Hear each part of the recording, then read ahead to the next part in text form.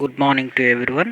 ఈరోజు మనం micro teaching record BEd ప్రోగ్రాంలో మనము మైక్రో టీచింగ్ రికార్డ్ ఏ విధంగా రాయాలి అనేటువంటి అంశం గురించి తెలుసుకోవడానికి ప్రయత్నం అనేది చేద్దాం. చూడండి, మైక్రో టీచింగ్ రికార్డ్ అనేది మనం బీఎడ్ ప్రోగ్రాంలో మరి కాకతీయ యూనివర్సిటీలో అయితేనేమో సెకండ్ సెమిస్టర్లో ఈ రికార్డ్ అనేది రాయడం జరుగుతుంది. సో ఇక్కడ మైక్రో టీచింగ్ అనేది, అసలు మైక్రో టీచింగ్ అంటే మనము ఒక చిన్న సమూహానికి 5 నుంచి 10 మంది విద్యార్థులు ఉన్నటువంటి సమూహానికి 5 నుంచి 10 నిమిషాల సమయంలో మనము ఒక స్కిల్ను ఉపయోగించి వారికి బోధించడం అనేది జరుగుతుంది. సో ఆ విధంగా ఆ స్కిల్ ఏదైతే నైపుణ్యం ఉన్నదో ఆ నైపుణ్యంలో మనము ప్రతిభను కనబరిచినట్టయితే అదే నైపుణ్యాన్ని మనం పూర్తి తరగతికి అన్వయించడం అనేది జరుగుతుంది.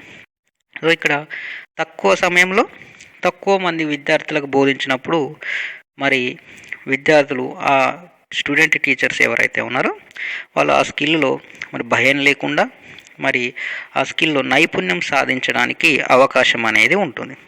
సో ఇక్కడ మనం తక్కువ సమూహానికి బోధిస్తున్నాం కాబట్టి కొంచెం కాన్ఫిడెన్స్ అనేది కూడా భయపడకుండా బోధించేటువంటి అవకాశం ఉంటుంది. సో మెలకువలు కూడా నేర్చుకునేటువంటి అవకాశం అనేది ఉంటుంది. సో ఇక్కడ మైక్రో టీచింగ్లో మనం చూసినట్టయితే మనకి మూడు రకాల దశలు అనేటువంటి, ఒకటి జ్ఞానార్జన దశ, సో నాలెడ్జ్ అక్విజిషన్ ఫేజ్ అని అంటాం. సో అదేవిధంగా నెక్స్ట్ వచ్చేసి నైపుణ్యాన్ని పొందేటువంటి దశ, so skill acquisition phase. So next వచ్చేసి మనకి ట్రాన్స్ఫర్ ఫేజ్ అంటాం. ఇది బదిలీ దశ అని అంటాం, అంటే పూర్తి తరగతికి బదిలీ చేయడం అనేది జరుగుతుంది. సో ఇక్కడ జ్ఞానార్జన దశలో మనం ఏదైతే స్కిల్ గురించి నేర్చుకుంటున్నామో దానికి సంబంధించినటువంటి జ్ఞానాన్ని మనం పెంపొందించుకోవడం అనేది జరుగుతుంది. తర్వాత దాంట్లో నైపుణ్యాన్ని సాధించడానికి మనం దానికి సంబంధించినటువంటి ఒక పీరియడ్ ప్లాన్ని రాసి మనం తరగతి గదిలో బోధించడం అనేది జరుగుతుంది. ఆ నైపుణ్యంలో ప్రతిభను కనబరిచినట్టయితే ఆ నైపుణ్యాన్ని పూర్తి తరగతికి మనం అన్వయించడం అనేది జరుగుతుంది. సో ఇక్కడ మనము మైక్రో టీచింగ్లో చూసుకున్నట్టయితే మనం ముందుగా మైక్రో టీచింగ్ సంబంధించినటువంటి ప్లాన్ని రాయడం అనేది జరుగుతుంది. సో ప్లాన్ని రాసిన తర్వాత మనం ఆ చిన్న సమూహానికి బోధించడం అనేది జరుగుతుంది. ఆ చిన్న సమూహానికి బోధించిన తర్వాత వారి నుంచి ఫీడ్బ్యాక్ అనేది తీసుకోవడం జరుగుతుంది. సో ఒకసారి బోధించడం ద్వారా మనము స్కిల్ అనేది డెవలప్ అనేది కాదు కాబట్టి మళ్ళీ ఏదైనా లోపాలు ఉంటే మనం చెప్పినటువంటి స్కిల్లో నైపుణ్యంలో లోపాలు ఉన్నట్టయితే వాటిని సరి చేసుకోవడానికి మళ్ళీ మనం ఏం చేస్తాం, రీప్లాన్ అనేది రాయడం జరుగుతుంది, మళ్ళీ రీటీచింగ్ అనేది చేయడం జరుగుతుంది, మళ్ళీ రీఫీడ్బ్యాక్ అనేది తీసుకోవడం జరుగుతుంది. సో ఇది ఒక సైకిల్ లాగా మనకి కనబడుతుంది అన్నమాట. సో ఇది మనము ఆ సంబంధిత స్కిల్లో స్కిల్ని డెవలప్మెంట్ అనేది మనలో జరిగేంత వరకు చేసేటువంటి ప్రోగ్రామ్. సో ఇక్కడ మనం చూసుకున్నట్టయితే మనకి ముందుగా చాలా రకాల స్కిల్స్ ఉంటాయి మైక్రో టీచింగ్లో, కానీ మనము రికార్డులో రాసేటప్పుడు మాత్రం 2 లేదా 3 స్కిల్ల గురించి రాయొచ్చు. మనం ప్రాక్టీస్ చేసేటప్పుడు మాత్రం ఎక్కువగా ప్రాక్టీస్ అనేది చేయడం జరుగుతుంది. ఇందులో చూసుకున్నట్టయితే మనము రికార్డ్ రాసేటప్పుడు ఫస్ట్ ఇందులో మనకి మొత్తం 6 ఫార్మేట్స్ అనేటివి ఉండడం జరుగుతుంది, 6 ఫార్మేట్లు అనేటివి ఉండడం జరుగుతుంది. సో ఈ 6 ఫార్మేట్లని మనం రాసినట్టయితే మనకి ఒక ప్లాన్ అనేది కంప్లీట్ అవ్వడం అనేది జరుగుతుంది. సో ఇక్కడ చూసుకున్నట్టయితే మనకి సూక్ష్మ బోధన పాఠ్యాంశ ప్రణాళిక, సో ఇక్కడ micro teaching lesson plan format అన్నమాట. సో ఇది micro teaching lesson plan format 1. So ఇక్కడ మనం ఏం చేయాలి అంటే స్టూడెంట్కి సంబంధించినటువంటి ప్రిలిమినరీ ఇన్ఫర్మేషన్ అనేది ఇక్కడ రాయాల్సి ఉంటుంది. So name of the trainee teacher, name of the course, name of the topic, name of the skill. So ఇక్కడ ఇవన్నీ కూడా డేటు అండ్ మనం హాల్ టికెట్ నెంబర్ లేదా రూల్ నెంబర్ కూడా రాయాల్సినటువంటి అవసరం ఉంటుంది. సో ఈ స్కిల్ వచ్చేసి మైండ్ మ్యాపింగ్ లేదా దీన్ని మనం ఏమనొచ్చు అంటే skill of introducing the lesson అనమాట. పాఠ్యాంశాన్ని ప్రవేశపెట్టేటువంటి నైపుణ్యం, పాఠ్యాంశాన్ని ప్రారంభించేటువంటి నైపుణ్యం.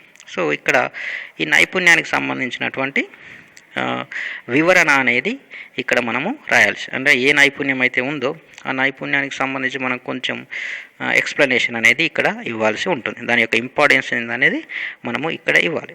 సో దానికి సంబంధించినటువంటి కాంపోనెంట్స్ కూడా ఇక్కడ రాయాల్సినటువంటి అవసరం ఉంటుంది. సో ఇక్కడ మనం చూసుకున్నట్టయితే ఇక్కడ ఫార్మెట్ 1లో మనం ఇక్కడ చూడండి ప్రిలిమినరీ ఇన్ఫర్మేషన్ అనేది రాయడం జరిగింది. స్టూడెంట్కి సంబంధించినటువంటి ప్రిలిమినరీ ఇన్ఫర్మేషన్ అనేది రాయడం జరిగింది. సో ఇక్కడ చూడండి, సో ఇది preliminary information, rule number, subject, అదేవిధంగా duration, skill of introducing the lesson లేదా మైండ్ మ్యాపింగ్ అని అనడం జరుగుతుంది. సో ఇది రాసిన తర్వాత చూడండి మనకు ఇవి ఇన్స్ట్రక్షనల్ ఆబ్జెక్టివ్స్ అంటే బోధన లక్ష్యాలు. ఈ పాఠ్యాంశం ఏదైతే టాపిక్ని మనం చెప్తున్నామో ఆ టాపిక్ని చెప్పడం ద్వారా మనం తరగతి గదిలో సాధించేటువంటి లక్ష్యాలను ఇక్కడ పాయింట్ వైజ్గా రాయాల్సినటువంటి అవసరం ఉంటుంది. సో ఇక్కడ పాయింట్ వైజ్గా మనం చెప్పబోయే టాపిక్ ఏదన్నా కూడా ఇక్కడ దానికి సంబంధించినటువంటి లక్ష్యాలు, సాధించేటువంటి లక్ష్యాలను మనము ఇక్కడ రాయాలి, పాయింట్ వైజ్గా రాయాల్సినటువంటి అవసరం ఉంటుంది. నెక్స్ట్ ఇక్కడ వచ్చేసి ప్రాముఖ్యత ఇవ్వబడ్డటువంటి కృత్యాలు, అంటే ఇక్కడ దీన్ని మనం ఏమనొచ్చు అంటే ఫోకసింగ్ యాక్టివిటీస్ అంటాం. సో మన తరగతి గదిలో ఏమేమి యాక్టివిటీస్ చేస్తాము దానికి సంబంధించినటువంటి ఇన్ఫర్మేషన్ని ఇక్కడ పాయింట్ వైజ్గా రాయడం అనేది జరుగుతుంది.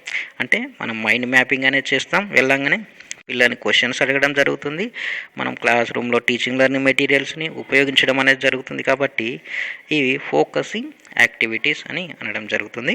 సో ఇక్కడ దీని తర్వాత వచ్చేసి మనకి లెసన్ ప్లాన్.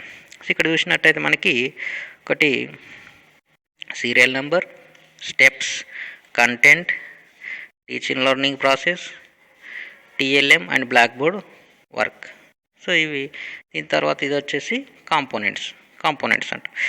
సో ఇవి దీనికి సంబంధించినటువంటి ఫార్మేట్ టేబుల్ అన్నమాట.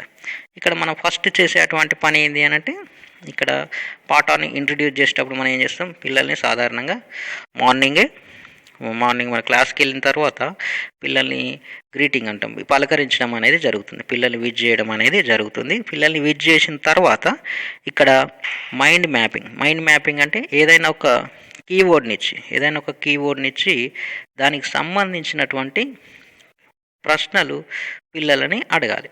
సో ఇది కీవర్డ్ అన్నమాట. ఇక్కడ చూడండి మనకి ప్రకృతి అనేది కీవర్డ్, ఇక్కడ ప్రకృతి అనేటువంటి కీవర్డ్ని ఇచ్చి ఇక్కడ మైండ్ మ్యాపింగ్ అనేది చేయడం జరిగింది. సో ఇక్కడ ప్రకృతి అనే కీవర్డ్కి సంబంధించి మనము బ్లాక్ బోర్డ్ మీద రాసి పిల్లల్ని క్వశ్చన్స్ అడిగినట్టయితే మీకు దీనికి సంబంధించిన అంశాలు చెప్పండి అంటే పిల్లలు దీనికి సంబంధించినటువంటి అంశాలన్నీ కూడా చెప్పడం జరుగుతుంది, వాటిని మనం బ్లాక్ బోర్డ్ మీద రాయడం అనేది జరుగుతుంది. సో ఇది మైండ్ మ్యాపింగ్కి సంబంధించినటువంటి అంశం. సో ఇక్కడ కీవర్డ్కి సంబంధించిన ఇన్ఫర్మేషన్ రాసిన తర్వాత పిల్లల్ని మనం చెప్పబోయేటువంటి పాఠ్యాంశం వైపు మోటివేట్ చేయడానికి పిల్లల్ని మనం కొన్ని ప్రశ్నలు అడగడం అనేది జరుగుతుంది. సో ఇక్కడ మనం చెప్పబోయేటువంటి టాపిక్ సంబంధించి ఇక్కడ క్వశ్చన్స్ అనేటివి అడగాలి. సో ఇక్కడ చూసుకున్నట్టయితే మనకి ఆవరణ వ్యవస్థకు సంబంధించినటువంటి క్వశ్చన్స్ ఇక్కడ చూడండి ఇతను క్వశ్చన్స్ అనేది అడగడం జరిగింది. సో ఈ విధంగా మనము 10 to 12 క్వశ్చన్స్ అనేటివి అడగడం జరుగుతుంది. ఇట్లా క్వశ్చన్స్ అడిగేటప్పుడు క్వశ్చన్కి మధ్యన రిలవెన్స్ అనేది ఉండాలి ఖచ్చితంగా. క్వశ్చన్కి మధ్యన సంబంధం అనేది ఉండాలి. అంటే పిల్లవాడు ఇచ్చేటువంటి ఆన్సర్స్ని బేస్ చేసుకొని మనము క్వశ్చన్స్ అడగాల్సినటువంటి అవసరం అనేది ఉంటుంది. సో ఆ క్వశ్చన్స్ని ఆధారంగా చేసుకొని మనం నెక్స్ట్ టాపిక్ డిక్లరేషన్ అనేది చేస్తాం. సో టాపిక్ డిక్లరేషన్ పిల్లలు చెప్పేటువంటి క్వశ్చన్స్ని ఆధారంగా చేసుకొని మనం చెప్పబోయేటువంటి టాపిక్ని డిక్లేర్ చేయడం అనేది జరుగుతుంది. సో ఇక్కడ టాపిక్ డిక్లరేషన్ అయిపోయిన తర్వాత ఇక్కడ aim of the teaching. So ఇక్కడ మనం బోధించేటువంటి టాపిక్ ఏదైతే ఉందో ఈ బోధన యొక్క ఉద్దేశం ఏంది అనేది మనం ఇక్కడ ఒక 2 పాయింట్లలో రాయాల్సినటువంటి అవసరం ఉంటుంది. దాంతోపాటు అది రాసిన తర్వాత ఎయిమ్ రాసిన తర్వాత క్లోజింగ్, దీన్నే మనం ఏమంటామంటే ముగింపు, కన్క్లూజన్ అంటాం, ముగింపు. సో ఇక్కడ ముగింపు కూడా మనము రాయాల్సినటువంటి అవసరం ఉంటుంది. సో ఇక్కడ ముగింపు కూడా ఒక 2 లేదా 3 పాయింట్లు రాసిన తర్వాత లాస్ట్కి మనము పిల్లలకి హోంవర్క్ అనేది ఇవ్వడం జరుగుతుంది. సో దీంతో మనకు పీరియడ్ ప్లాన్ అనేది కంప్లీట్ అవ్వడం జరుగుతుంది. సో ఇది మనకి ఫస్ట్ స్కిల్, మనకు ఏదైతే స్కిల్ ఉందో skill of introducing the lesson అంటాం, మన పాఠ్యాంశాన్ని ప్రవేశపెట్టడం. సో నెక్స్ట్ వచ్చేసి మనకి ఈ పాఠ్యాంశం పీరియడ్ ప్లాన్ అయిన తర్వాత ఇక్కడ దానికి తర్వాత మనం ఎవాల్యుయేషన్ ప్రాసెస్ అంటే మనం తరగతి గదిలో మనం బోధించేటప్పుడు మనం ఎలాంటి యాక్టివిటీస్ ఎవాల్యుయేషన్కి సంబంధించి చేసినాం అనేది చూడండి. ఇక్కడ మనం మైండ్ మ్యాపింగ్ అనేది చేసినాం, పిల్లల్ని క్వశ్చన్స్ అడగడం జరిగింది, ప్రశ్నించడం, అదేవిధంగా హోంవర్క్ ఇవ్వడం కూడా జరిగింది. ఇదంతా కూడా ఎవాల్యుయేషన్కి సంబంధించినటువంటి ప్రాసెస్. నెక్స్ట్ వచ్చేసి టీచింగ్ లెర్నింగ్ మెటీరియల్ ఏదైతే ఉపయోగించినామో అది ఇక్కడ రాయాల్సినట్టు అవసరం ఉంటుంది. So blackboard, textbooks, charts, ఈ తర్వాత ఏమవుతుంటే అవి రాసుకోవాలి. నెక్స్ట్ కామెంట్స్ రాయాలి. సో కామెంట్స్ అంటే సలహాలు, సూచనలు ఏమన్నా ఉంటే అవి కూడా మనం ఇక్కడ కింద రాయాల్సినటువంటి అవసరం ఉంటుంది. లేదా నోట్స్ ఆర్ కామెంట్స్ అని మనం ఇక్కడ చూడండి, ఇక్కడ నోట్స్ ఆర్ కామెంట్స్ అనేటివి ఇక్కడ రాయాలి. ఓకే, ఇక్కడ రాస్తే సరిపోతుంది. సో నెక్స్ట్ వచ్చేసి మనకి ఫార్మెట్ నెంబర్ 2 చూసినట్టయితే సూక్ష్మ బోధన తయారీ నమూనా, micro teaching preparation form number 2, format number 2, micro teaching preparation format 2 అని ప్లాన్ ఫార్మెట్ 2 అనేది మనం సూక్ష్మ బోధన సంబంధించినటువంటి ప్లాన్ ఏదైతే ఉందో దాన్ని తయారు చేసేటువంటి విధానానికి సంబంధించినటువంటి ఫార్మెట్ అన్నమాట. ఇక్కడ కూడా మనం ఏం చేసినాం, ప్రిలిమినరీ ఇన్ఫర్మేషన్ అనేది రాయడం జరిగింది. ఇక్కడ ఫోకసింగ్ యాక్టివిటీస్, మన క్లాస్ రూమ్లో ఉపయోగించినటువంటి చేసేటువంటి యాక్టివిటీస్ ఇది మైండ్ మ్యాపింగ్ అనేది చేయడం జరిగింది, క్వశ్చనింగ్ అనేది చేయడం జరిగింది. సో నెక్స్ట్ బోధన విధానం, ఇన్స్ట్రక్షనల్ ప్రొసీజర్ అని అంటాం. Instructional procedure. సో బోధించేటువంటి విధానం ఏమేం చేసినాం, మనం పిల్లల్ని పలకరించడం జరిగింది, మైండ్ మ్యాపింగ్ చేయడం జరిగింది, పిల్లల్ని క్వశ్చన్స్ అడగడం జరిగింది, బోధన ఉద్దేశం రాయడం జరిగింది, అదేవిధంగా మనము కన్క్లూజన్ కూడా ఇవ్వడం జరిగింది. సో ఇది ఇన్స్ట్రక్షనల్ ప్రొసీజర్, మనం క్లాస్ రూమ్లో పాటించినటువంటి ఇన్స్ట్రక్షనల్ ప్రొసీజర్ అన్నమాట. సో నెక్స్ట్ వచ్చేసి మనకి ఆడియో విజువల్ టీచింగ్ ఎయిడ్స్ అనమాట. ఆడియో విజువల్ టీచింగ్ ఎయిడ్స్ ఏమన్నా మనం ఉపయోగిస్తే వాటిని ఇక్కడ రాయాల్సినటువంటి అవసరం ఉంటుంది. సో ఇది మనకు ఫామ్ నెంబర్ 2కు సంబంధించి ఫార్మెట్ 2. సో ఇక్కడ అభిప్రాయాలంటే మన యొక్క నోట్స్, కామెంట్స్ అనేటివి ఇక్కడ ఈ మైక్రో టీచింగ్ ప్లాన్కి సంబంధించిన కామెంట్స్ అనేటివి ఇవ్వాలి. నైపుణ్య ప్రదర్శన, నేను ఉపయోగించిన టీఎల్ఎం సరిగ్గా ఉపయోగించగలిగానని భావిస్తున్నాను అంటే మనం కామెంట్స్ అనేటివి ఇక్కడ రాసుకోవాలి. రైట్. నెక్స్ట్ ఫార్మెట్ నెంబర్ 3లో చూసుకున్నట్టు సూక్ష్మ బోధన మూల్యాంకన నమూనా 3. So micro teaching evaluation form number 3. So దీంట్లో కూడా మనము ప్రిలిమినరీ ఇన్ఫర్మేషన్ అనేది రాయడం జరుగుతుంది. ప్రిలిమినరీ ఇన్ఫర్మేషన్ రాసిన తర్వాత మనము రేటింగ్ స్కేల్కి సంబంధించి రేటింగ్ స్కేల్స్ గురించి కూడా మనం తెలుసుకోవాల్సినటువంటి అవసరం ఉంటుంది. ఇక్కడ రేటింగ్ స్కేల్ చూసినట్టయితే మనకు 5 రేటింగ్స్ అనేటివి ఉంటాయి. 0 to 5 అనేది రేటింగ్ అనేది ఉండడం జరుగుతుంది. సో 0 to 5 అన్నమాట. సో ఇక్కడ రేటింగ్ స్కేల్ ఆధారంగా మనం ఇక్కడ మైక్రో టీచింగ్ యొక్క స్కిల్ని అసెస్మెంట్ చేయడం అనేది జరుగుతుంది. సో ఇక్కడ చూసుకున్నట్టయితే లెసన్ ప్లాన్ ప్రిపరేషన్ ఏ విధంగా ఉంది, సో దీనికి మనము రేటింగ్ ఇవ్వాలి. సో అదేవిధంగా ఫోకసింగ్ యాక్టివిటీస్, తరగతి గదిలో పాటించినటువంటి కృత్యాల గురించి, నిర్వహించినటువంటి కృత్యాల గురించి మనం రేటింగ్ ఇవ్వాల్సి ఉంటుంది. 0 to 5 వరకు రేటింగ్ అనేది ఇవ్వాలి. సో అదేవిధంగా కన్క్లూజన్ ఏ విధంగా ఇచ్చారు, సో దానికి సంబంధించిన రేటింగ్ ఇవ్వాలి. సబ్జెక్ట్ మ్యాటర్కి సంబంధించిన నాలెడ్జ్ని ఏ విధంగా పొందుపరచడం జరిగింది. సో ఇదంతా కూడా మనకి ఫామ్ నెంబర్ 3కి సంబంధించినటువంటి అంశం. ఇక్కడ మనము రేటింగ్ ఇవ్వాల్సినటువంటి అవసరం ఉంటుంది. సో ఇది టీచర్ ఎడ్యుకేటర్కు సంబంధించినటువంటి ఫామ్ నెంబర్ 3 అనేది టీచర్ ఎడ్యుకేటర్ రేటింగ్ అనేది ఇక్కడ ఇవ్వడం జరుగుతుంది. ఇక్కడ చూడండి, ఆడియన్స్ కాంటాక్ట్, విద్యార్థులతో ఏ విధంగా కమ్యూనికేట్ అవుతున్నాడు, ఉత్సాహాన్ని క్రియేట్ చేయగలిగాడా, సో స్పీచ్ క్వాలిటీ ఏ విధంగా ఉన్నది, ఆడియన్స్ పిల్లల యొక్క ఇన్వాల్వ్మెంట్ ఎట్లా ఉంది, వెర్బల్ బిహేవియర్ ఎట్లా ఉంది, నాన్ వెర్బల్ బిహేవియర్, శాబ్దిక ప్రవర్తన అశాబ్దిక ప్రవర్తన ఎట్లా ఉంది, యూజ్ ఆఫ్ క్వశ్చనింగ్ టెక్నిక్స్ అంటే ప్రశ్నించేటువంటి విధానం ఏ విధంగా ఉంది, డైరెక్షన్స్ అంటే ఆదేశాలు క్లాస్ రూమ్లో ఏ విధంగా ఇస్తున్నారు, యూజ్ ఆఫ్ రీఫోర్స్మెంట్ పిల్లలకి పునర్బలనం ఏ విధంగా ఇస్తున్నారు, ఏదైనా క్వశ్చన్కి ఆన్సర్ చెప్పినప్పుడు వాళ్ళకి ఏ విధంగా పునర్బలనం రీఫోర్స్మెంట్ ఏ విధంగా ఇస్తున్నారు, ఆడియో విజువల్ ఎయిడ్స్ ఏ విధంగా ఉపయోగించారు అనేది ఇక్కడ మనము 0 to 5 వరకు టీచర్ ఎడ్యుకేటర్ ఇచ్చేటువంటి రేటింగ్ అన్నమాట. ఇది టీచర్ ఎడ్యుకేటర్కి సంబంధించినటువంటి ఎవాల్యుయేషన్ ఫామ్. నెక్స్ట్ వచ్చేసి మనకి micro teaching evaluation format number 4. Format number 4 వచ్చేసి ఇది పీర్ గ్రూప్ అసెస్మెంట్. అంటే పిల్లలు ఎవరైతే టీచర్ ట్రైనీస్ ఎవరైతే ఉంటారో వాళ్ళ యొక్క క్లాస్మేట్కి ఇచ్చేటువంటి రేటింగ్ అన్నమాట.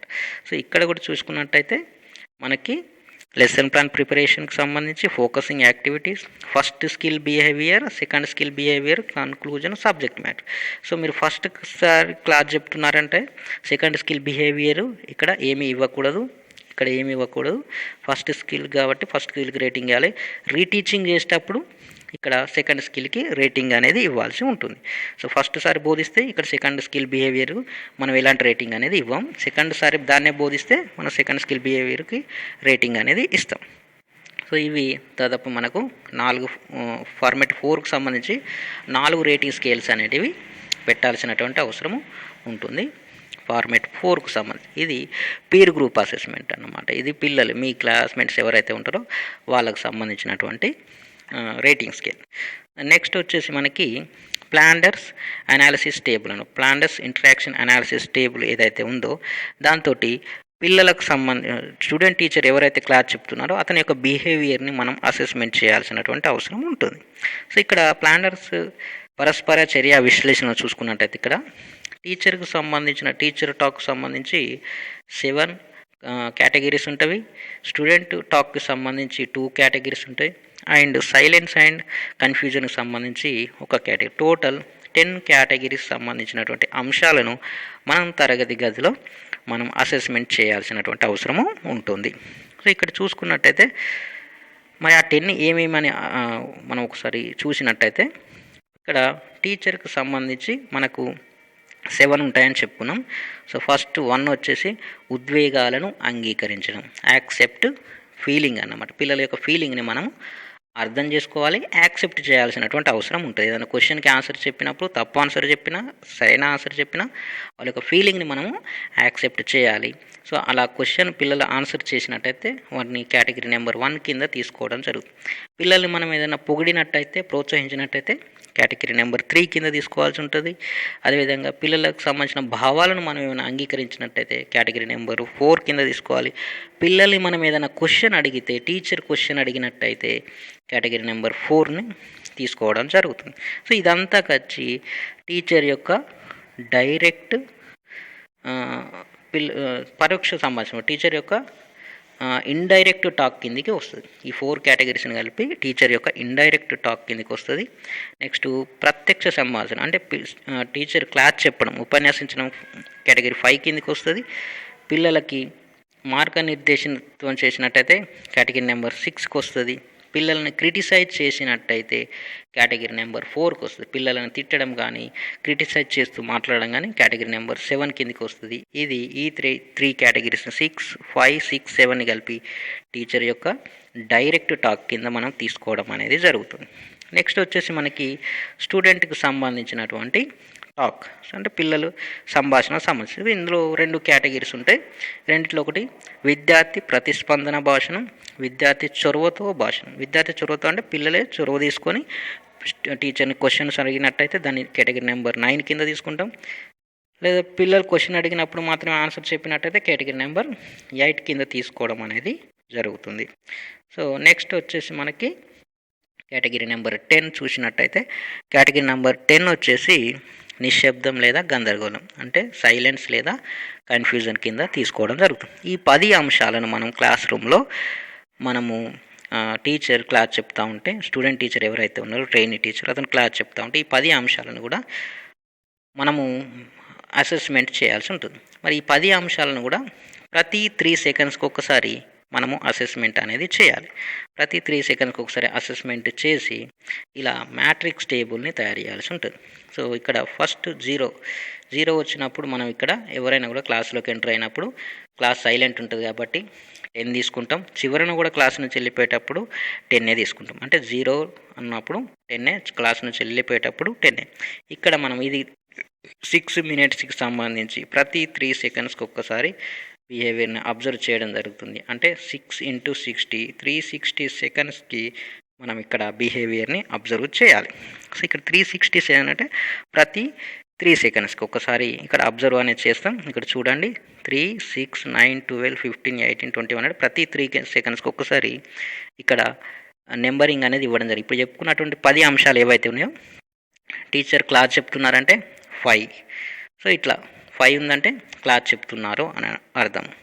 సో 1 ఉన్నదంటే పిల్లలు ఏదో ఆన్సర్ ఇచ్చారని అర్థం. 9 ఉన్నదంటే పిల్లలే ఏదో చొరవ తీసుకొని క్వశ్చన్ అడిగారని అర్థం. 7 ఉంది అంటే పిల్లల్ని ఎవరినో టీచర్ క్రిటిసైజ్ చేశాడు అని అర్థం. ఇట్లా ప్రతి 3 సెకండ్స్కి ఒకసారి మనం ఇట్లా రికార్డ్ చేయాల్సినటువంటి అవసరం ఉంటుంది. ఇట్లా ప్రతి 3 సెకండ్కి రికార్డ్ చేసిన తర్వాత వీటిని పేర్స్గా డివైడ్ చేయాలి. ప్రతి రెండింటిని పేర్స్గా డివైడ్ చేయాలి. పేర్స్గా డివైడ్ చేసి మనము మ్యాట్రిక్స్గా మార్చాల్సినటువంటి అవసరం ఉంటుంది.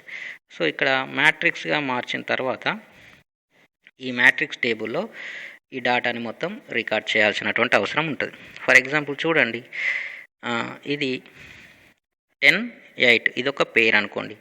10, 8 ఇదొక పేరు అంటే ఇది 10, 8 అన్నమాట. సో 10, 8 పేర్ అయినప్పుడు ఇది చూడండి, ఇది 10, 8 అనేది ఒక పేర్ అన్నమాట. సో దీన్ని మనము ఇక్కడ రికార్డ్ చేయాల్సినటువంటి అవసరము ఉంటుంది. 10, 8ని ఎట్లా రికార్డ్ చేస్తాము అని అంటే ఫస్ట్ మనము రోని చూడాలి, ఇట్లా రోని చూడాలి, తర్వాత కాలంని చూడాలి. అంటే ఇక్కడ 10 రో ఫర్ ఎగ్జాంపుల్ చూడండి 10th రో అంటే ఇది 10th రో అన్నమాట. ఇది 8 కాలం. సో ఇక్కడ మనము మార్కింగ్ అనేది ఇవ్వడం జరుగుతుంది. అంటే 10వ రో 8 కాలం అన్నమాట. సో ఇట్లా చూసి మనము రికార్డ్ అనేది చేస్తాం. ఇట్లా 360 సెకండ్స్కి సంబంధించినటువంటి రికార్డ్ అనేది కూడా ఇందులో పొందుపరచడం జరుగుతుంది. సో మొత్తం ఇందులో పొందుపరిచిన తర్వాత ఇక్కడ మనం క్యాలిక్యులేట్ చేస్తే ఇట్లా క్యాలిక్యులేట్ చేసినా మనకి ఈక్వల్గా క్యాలిక్యులేషన్ అనేది రావాలి. ఇక్కడ చూడండి, ఇక్కడ 2 క్యాలిక్యులేషన్ చేస్తే ఇక్కడ ఎంత వచ్చింది, 14 అనేది వచ్చింది. సో ఇట్లా 2 చూసినా కూడా మనకి ఇక్కడ 14 అనే వచ్చింది. ఇట్లా 7 చూడండి 18 వచ్చింది. ఇట్లా 7 చూడండి ఇట్లా కూడా 18 వచ్చింది. సో మీకు కూడా ఇదే విధంగా క్యాలిక్యులేషన్ అనేది రావాలి. అక్కడ జాగ్రత్తగా 3 సెకండ్స్కి ఒకసారి మీరు రికార్డ్ చేసినట్టయితే బిహేవియర్ని ఇక్కడ అది ఖచ్చితంగా వస్తుంది. సో ఇక్కడ వచ్చిన తర్వాత దీన్ని టోటల్ చేయాలి. ప్రతి దాన్ని కూడా టోటల్ చేయాలి. ఈ పూర్తి టోటల్ని మనం ఎన్గా తీసుకోవడం అనేది జరుగుతుంది. దీనికి క్యాలిక్యులేషన్స్ అనేటివి ఉంటాయి. సో ఇక్కడ పూర్తి టోటల్ 123 ఏదైతే ఉందో ఇక్కడ చూడండి, మనం సెల్ఫ్ అసెస్మెంట్ ఫామ్ నెంబర్ 6ని మనం సెల్ఫ్ అసెస్మెంట్ ఫామ్ అని అనడం జరుగుతుంది. అంటే విద్యార్థి యొక్క ట్రైనీ టీచర్ యొక్క వ్యక్తిగత విశ్లేషణకు సంబంధించినటువంటి ఫామ్ అన్నమాట.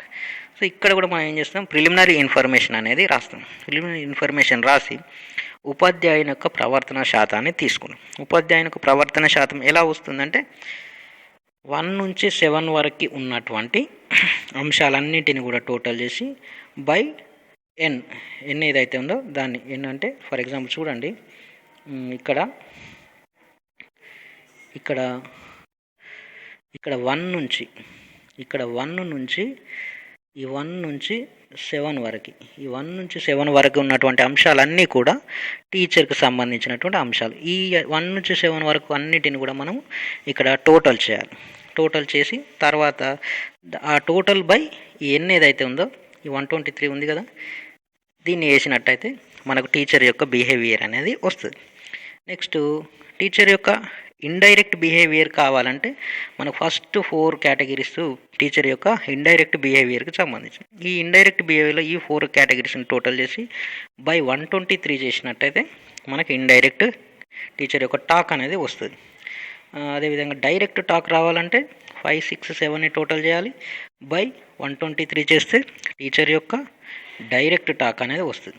ఇంకో స్టూడెంట్ బిహేవియర్ తెలుసుకోవాలంటే 2 కేటగిరీస్ 8, 14 ఇక్కడ చూడండి ఈ 2 కేటగిరీస్ టోటల్ చేసి బై 123 చేస్తే స్టూడెంట్కి సంబంధించినటువంటి టాక్ అనేది వస్తుంది.